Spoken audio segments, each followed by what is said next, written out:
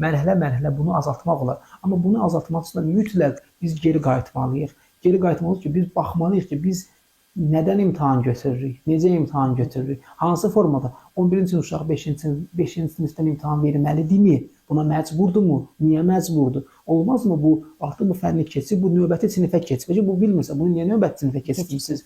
Müəyyən qədər bunun balı formalaşsın və toplansın, 10-11-dən də imtahan versin, artıq 10-11-də imtahan verəndə rektorluğa çox ehtiyac olmayacaq, bunun olsa zaten məsələn, tutalım, 400 balı 9-a qədər vermir məktəb.